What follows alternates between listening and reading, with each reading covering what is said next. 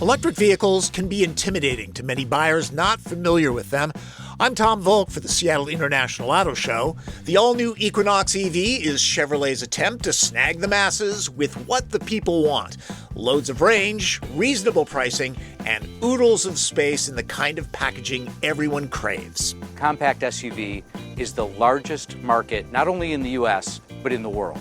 Equinox EV casts a wide net with something unique to EVs: normalcy. Pricing should help too.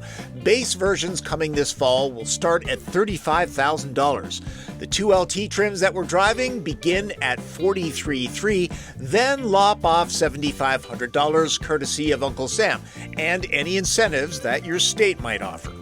I'm doing things a little bit differently at this event. I don't have time to shoot the detailed review that I normally do, so I'm going to give you the highlights of the Equinox EV and share a conversation I had with my drive partner, special guest star, John Voelcker. Onwards. Let's go. If you follow Car and Driver, Inside EVs, and Green Car Reports, you know John's fine work. Before any witty banter, you probably want to know what makes Equinox EV tick. We're in front drivers with 218 horsepower and 236 pound-feet of torque. Range is EPA rated at 319 miles. Adding the $3,300 rear motor for all-wheel drive bumps that to 288 horses and 333 pound-feet and drops efficiency to 285 miles. To fire Equinox up, sit down and pump the brake pedal. There's no start button. The transmission is single speed, recuperation can be set in the menu, and there's GM's trick regen paddle that adds more drag the harder it's squeezed. Of course, there are drive modes. There's one battery size, a 10-module Ultium pack. It's an 85 kilowatt hour usable battery. We have a max DC fast charge rate of 150 kilowatts. Your 10 minutes, 77 miles of added range, DC fast charge at 150 kilowatts, and you can do available 11 kilowatt charging at home on a level 2 charger. Juice at home with level 2, which is the advantage with EVs, and the pack will take on 34 miles every hour. Disappointed that there's no storage here? GM put it in here, where people probably appreciate it more.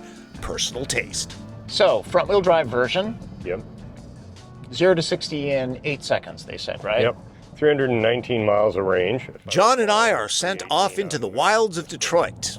This one really competes, according to them, with the VW ID4, the Hyundai Ioniq 5, the Nissan Ariya, and, of course, the Tesla Model Y. To me, the interesting thing is going to be, can Chevrolet square the circle, if you like, and get both the people who are already prone to considering an EV and their more traditional Chevrolet buying public who may be moving from a combustion engine car but are willing to consider an EV from a known brand in a known dealership that they've worked with. And during the talk, they were saying that with 319 miles of range, they really feel like that's the tipping point, that people will feel secure buying an EV rather than an ICE car. I think for quite a while now, GM has been saying 300 miles is the point where people stop worrying. People don't really have range anxiety anymore. They have charger anxiety. So Good great, point. Can you take this car to grandma's house and do 1 or 2 charging stops? And will it be as seamless as Tesla is now, which is really the gold standard? My initial thoughts are, it's punchy enough. This is the front-wheel drive version, 0 to 60 in 8 seconds. And it's quiet and it's comfortable. Mm-hmm. Okay, so that's what most people are going to be paying attention to on the test drive. And it looks normal, right? Yeah.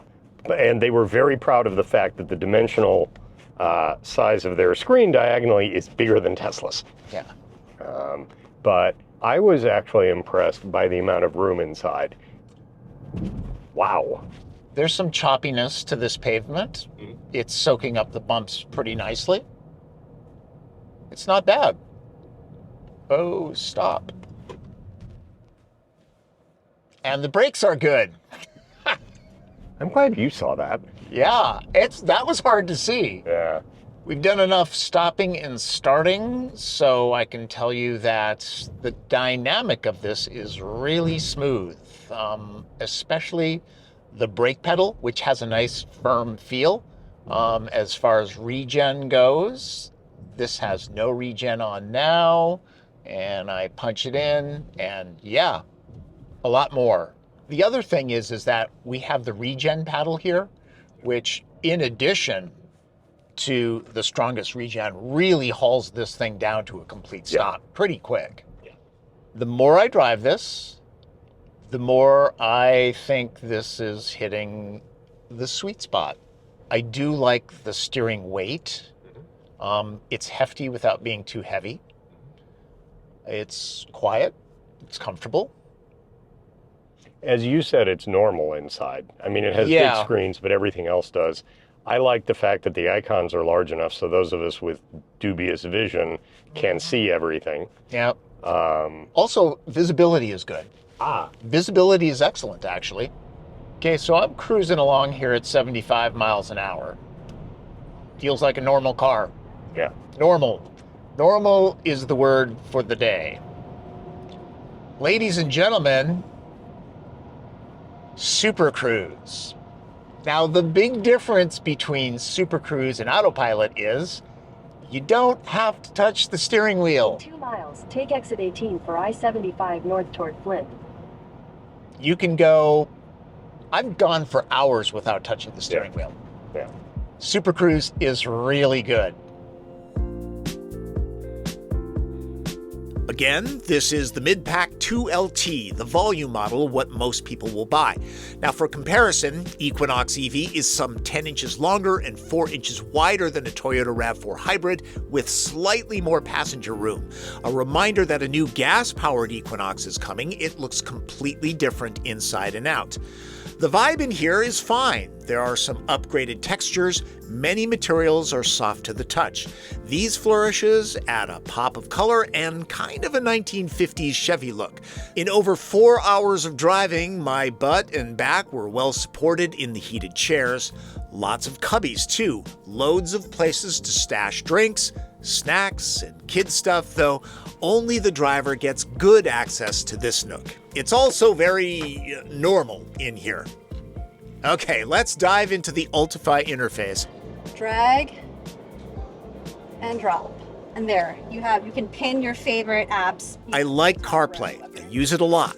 There are times that I'll miss it, but this system, based on a Google architecture, is extremely easy to use, heavy on natural voice commands.